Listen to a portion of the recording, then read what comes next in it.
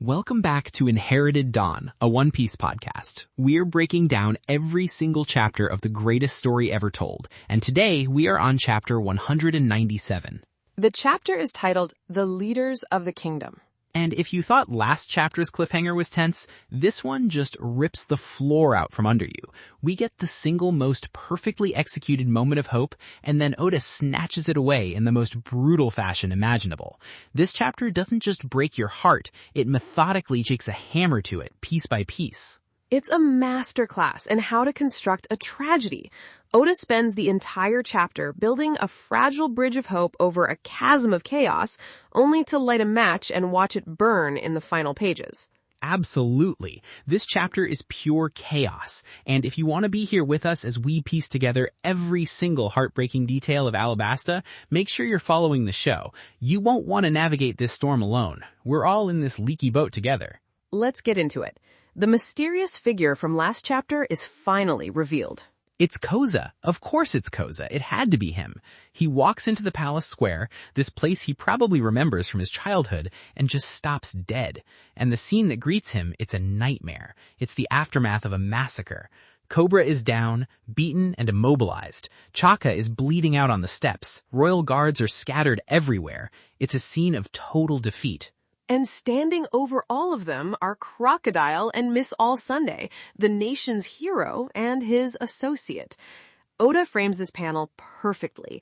Crocodile is untouched, pristine, looking down on the wreckage she's caused as if it's a work of art he's just completed.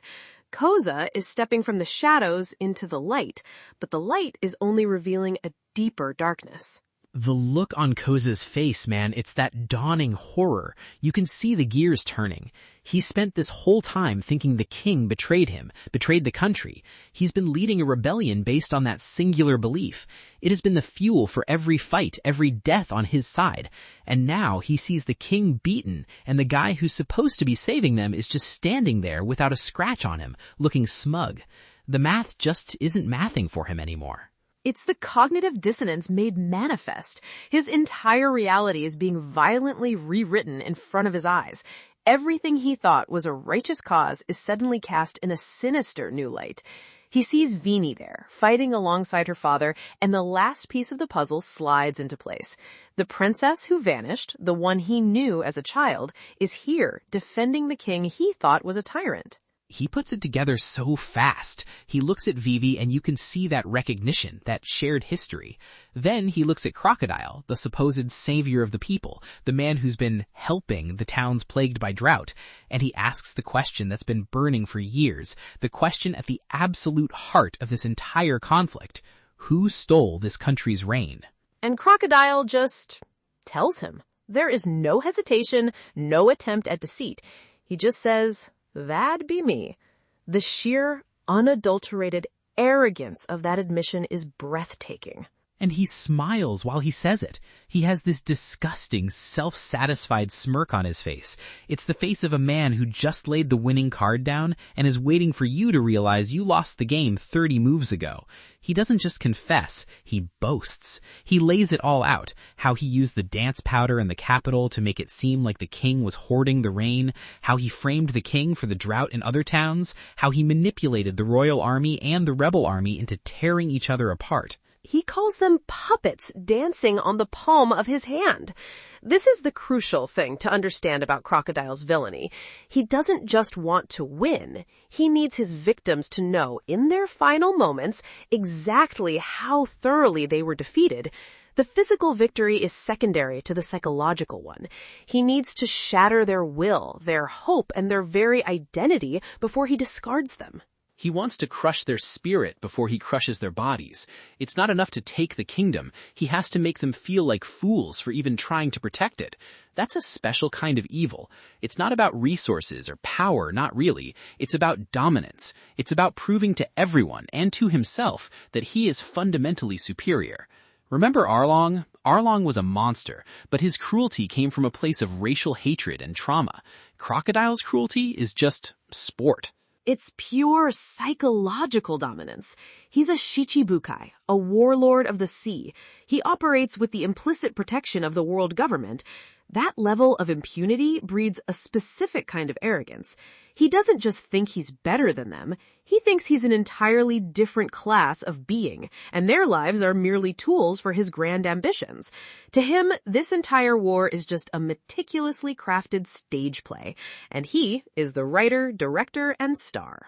While he's monologuing, Koza is just pleading with Cobra. This poor man is chained, he's been beaten, his kingdom is burning, and his first instinct is still to protect his people. He's telling Koza, don't listen to him, forget about us, get out there and stop the fighting. He's not even trying to save himself. He knows he's a dead man, he's just trying to save Arabasta. Chaka backs him up. He can barely speak, but he manages to get the words out. He says Alubarna will be destroyed in less than half an hour. That bomb is still the ultimate deadline hanging over everything. This is a critical piece of information. It establishes a hard, ticking clock that elevates the tension of every single action from here on out. That's the priority. Even beaten and broken, the king and his guard are only thinking about the people. It's what separates them so completely. It's the difference between a ruler and a tyrant. We saw this with Dalton on Drum Island, and now we're seeing the pinnacle of it with the Nefertari family. So Koza, finally understanding everything, the whole horrible truth crashing down on him, turns to run. He's going to tell the rebels the truth. He's going to stop this nightmare. And Vivi stops him. This moment right here. This is it. This is why Vivi is one of the best characters in the series. It's not about her fighting ability, it's about this. She screams at him to stop. In the middle of her home being destroyed, her father being tortured, and her friend bleeding on the ground, she has the clarity of mind to see the next move on the chessboard. She tells him that if he runs out there and just yells that there's a bomb and Crocodile is the bad guy, it won't work. She's absolutely correct. It would just create mass panic. The rebels, who have been conditioned for years to believe the king is the enemy, wouldn't know who to believe. They would see their leader, who just disappeared, suddenly reappear screaming about a conspiracy. They would think it's a trap, or that he's gone mad. The fighting would devolve into pure, directionless chaos, and the bomb would go off anyway. She has the presence of mind in the middle of all this horror to make the cold, hard, strategic calculation. She knows the truth isn't enough. Information is useless if it can't be trusted. It has to be delivered in a way that can actually be received. She understands the psychology of the mob. She's not just a princess, she's a leader, a real one. And the most chilling part of the entire exchange is Crocodile's reaction. He watches this whole thing play out, this moment of desperate strategy, and he just calmly says, a wise decision. He's not angry or panicked that she's figuring it out. He's impressed. It's so gross. It makes my skin crawl. He's looking at her like an art critic admiring a painting he's about to set on fire. He recognizes her intelligence. It's not just a compliment, it's a validation for him. It means his victory over her is more meaningful. Defeating a fool is simple. Defeating someone this sharp, this resilient, that's a true conquest for a mind like his. It's a testament to his own perceived brilliance that he could outmaneuver someone so capable. He sees her as a worthy opponent to crush, and that makes it all so much worse. He knows Koza is the linchpin now, the one person who can stop the rebellion his way. So he steps forward, ready to kill him and remove that piece from the board. He just raises that hook, a weapon that has ended so many lives. But he doesn't connect. Chaka, who we thought was completely down and out, who can barely stand, throws himself in front of the attack. Chaka. This guy is just pure, unadulterated loyalty. He's been beaten half to death by a warlord, probably has multiple broken bones and internal bleeding, and he still finds the strength to move, to protect someone else. He says as long as he has breath in his body, he'll keep fighting. It's the ultimate warrior's vow. Crocodile just scoffs and calls it stupidity. He can't comprehend that kind of devotion. To him, it's an irrational waste of energy. It doesn't compute in his worldview, which is governed by power, greed, and self-interest. Sacrifice for another is a logical fallacy to him. It's not stupidity, it's duty. He's one of the two guardian deities of Arabasta. This is what he lives for. And then we get that little flashback, just a single panel of him training a young Koza. It's so quick, but it changes everything. It reframes their entire relationship. Chaka isn't just a royal guard to Koza, he was a mentor, a figure of strength. He probably taught Koza how to hold a sword. And seeing him now, broken but defiant, using the last of his strength to protect the boy he once trained, it must be tearing Koza apart. It just adds so much weight to the moment. Chaka is defending the future of the kingdom, a kid he helped raise from the man who was trying to destroy it all. It's perfect, heartbreaking storytelling. He's not just defending a citizen, he's defending his student. It also highlights the two guardians. We've been told about them, but now we're seeing their nature in action. Pel is the sky, the falcon, who we last saw soaring away on a mission. Chaka is the land, the jackal. It makes you think of Egyptian mythology, where the jackal-headed Anubis was a guardian of the dead and a protector of tombs. It feels like Chaka is literally guarding the entrance to the palace, which Crocodile is trying to turn into a giant tomb for the Nefertari dynasty. The symbolism is incredibly potent. That is deeply unsettling. I never put that together. Oda, you magnificent, terrifying man. And right as the standoff is happening, this moment of pure willpower against overwhelming strength, a soldier runs in and announces the rebel army has reached the northern area. They're almost at the palace. Time is up. The final confrontation is here. All the pieces are in one place. The rebels, the royals, the villain, the heroes in the making. The entire conflict is about to converge on this single plaza. And this is where Vivi's plan clicks into place. Her moment of cold calculation pays off. She and Koza start yelling at the royal soldiers. They tell them to hold up white flags, to signal their surrender. It's a brilliant move born of absolute desperation. It's a complete subversion of expectations. Koza, the leader of the rebels, is now with the royal family, telling the royal army to surrender to his own men. It's the one image that could cut through the confusion and the years of hatred. It's a visual paradox. If the rebels see their own leader standing with the royal forces under a white flag, they might actually stop and listen. It's a message of unity that requires no explanation. It's just there, a symbol of peace that is impossible to misinterpret. The rebels crest the hill, a massive, angry wave of thousands of people ready to die for their cause. And they see exactly that. The entire royal army, outnumbered but standing firm, with Koza at the front, waving white flags. The fighting just stops. For a second, there's just silence and confusion. The momentum of a nation-sized avalanche comes to a grinding halt. It's working. You can feel it. I was reading this for the first time and my heart was pounding. I was like, yes, Vivi, you did it. Koza, you're the man. The momentum of the war just grinds to a halt. This is the moment. This is the moment they save everyone. The camera pans across the faces of the rebels. They're confused, lowering their weapons, trying to process what they're seeing. Koza steps forward into the no man's land between the two armies. He is the bridge. He has the trust of the rebels and now the truth from the royals.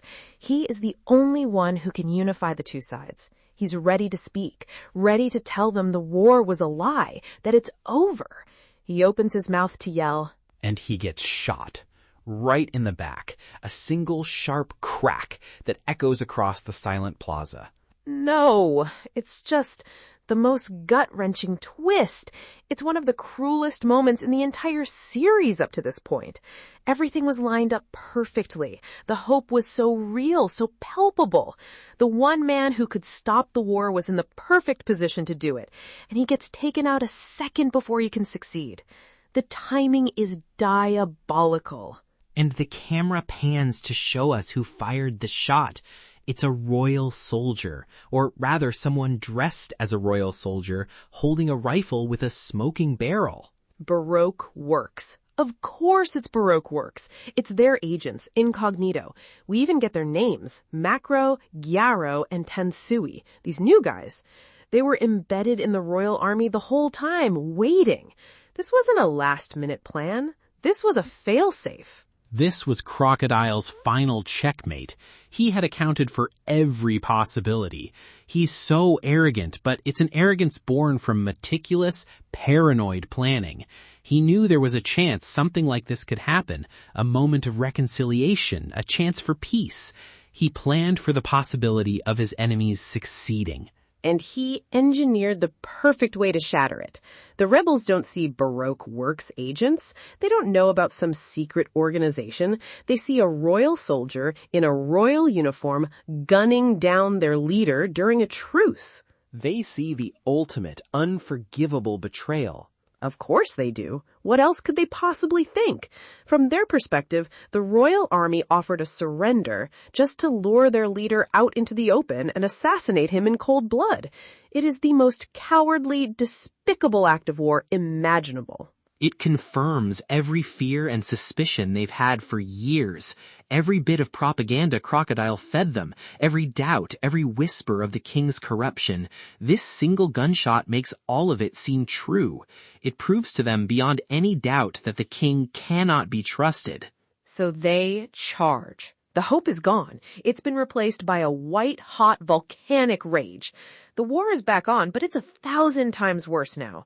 It's not about justice or getting the rain back anymore. It's about pure, undiluted vengeance. They want blood. This single bullet has done more damage than an entire cannonade. It didn't just wound Koza, it destroyed the very concept of trust in Arabasta. And that was Crocodile's goal all along, not just to take the throne, but to poison the kingdom's soul so deeply that no one could ever rule it again except him. He wants to break the bond between the people and their rulers so completely that they would welcome a tyrant like him just for the sake of order. That's the scariest part. He didn't just win the battle. He made it so peace itself is impossible. How do you come back from this? How does Vivi fix this now? Koza's bleeding out, the rebels are charging, Crocodile's standing there laughing, and a giant bomb is about to go off. This is rock bottom. I don't think she can, not with words. The time for that is over. The language of this conflict has now irrevocably become violence. Bro, what an absolutely devastating chapter. It builds you all the way up just to drop you from a skyscraper onto a pile of rusty nails. Pure emotional whiplash. Oda is a master of emotional architecture. He understands that hope is a prerequisite for true despair. Speaking of masters, his author comment this week was interesting. He mentioned going to see a stage play that Mayumi Tanaka, Luffy's voice actress, was in. Oh, that's awesome. I love hearing about the cast and crew interacting like that. It feels like a real family. He just said, voice actors and actresses have such beautiful voices. A simple, nice observation in the middle of all this narrative pain he's putting us through. It's a moment of gentle appreciation for his colleagues. It's always so funny to see his little comments. They're so chill and wholesome, and then the chapter is just pure agony, like, had a nice barbecue today. Anyway, here's the chapter where a nation's hope is assassinated. What a guy. A true agent of chaos in fiction and in life. Man, the sheer cruelty of that final moment. Let us know in the comments what you think the single most devastating move by Crocodile has been so far. For me, it's this. The dance powder was evil, but this was personal. This was artful cruelty. I have my answer, but I want to hear yours. Now, let's get to some predictions for chapter 198. Where do we even start? The board is in utter chaos. Okay, I've got a few. First, the Straw Hats have to intervene now. They've been scattered, fighting Baroque works officers, but this is the absolute point of no return. I think someone is going to crash this party in the square. It can't be Luffy, he's still on his way to Crocodile. So I'm thinking Zoro or Sanji, someone who can create a huge undeniable disruption that stops the fighting for just a second.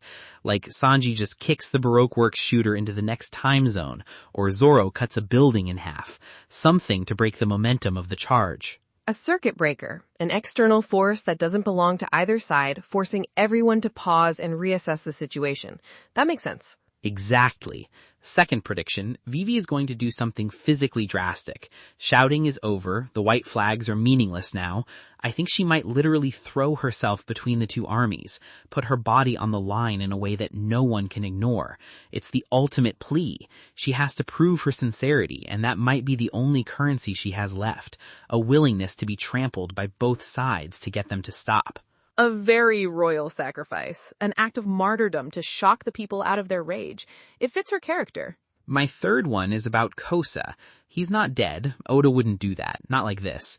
Plea, maybe, but Koza is too central to Vivi's story. But he is out of the fight. This means the rebellion is now leaderless and fueled by pure rage. A mob without a commander is even more dangerous. The responsibility to stop them no longer falls on him, but squarely back on Vivi and whoever can help her. His death will be the catalyst that forces Vivi into her final role as the sole leader of her people. Those are solid. I'll take a different angle. My first prediction is that we're going to get a monologue from Crocodile. He won't be able to resist it. He's going to stand over the chaos he's just unleashed, the charging armies, the dying Koza, the despairing Vivi, and explain to her, or to himself, why that one gunshot was the perfect final brushstroke on his masterpiece. He's an artist's ego. Oh, 100%. He's a performer. He needs his applause, even if it's just from his victims. He's got to explain his own genius. Second, the ticking clock. We are going to cut away from the plaza. We've been hyper-focused here for a couple of chapters, but Oda needs to remind us of the other stakes. We will see what's happening with the bomb. That 30-minute deadline is getting very, very close. I think we'll see Usopp and maybe Chopper, who are kind of the everyman characters, scrambling through the city trying to find it. It will raise the stakes even higher by showing us that the battle in the plaza is in a way a distraction from the real citywide threat. The shell game. While everyone is looking at the fighting, the whole city is about to be wiped out. Man, that is classic Oda tension building. Good call. And my final prediction, Plea is coming back. We just saw Chaka's big stand, his moment of ultimate sacrifice as the guardian of the land, the jackal. It feels narratively necessary for the guardian of the sky to make his entrance now. We haven't seen him in a while. I think he's going to descend on the plaza like a bolt from the blue and do something dramatic to try and turn the tide. The situation is so dire that it requires a miracle. The two guardians of the kingdom giving their all. Bro, I hope you're right. They need a miracle, and a man who can fly and turn into a giant falcon might be the closest thing they've got. All right, that's all the time we have for today. This was a tough one, folks. It was, but this is the heart of the story. Join us next time as we dive into chapter 198 and see if any of our predictions come true. Until then, stay super, and don't let any warlords steal your reign.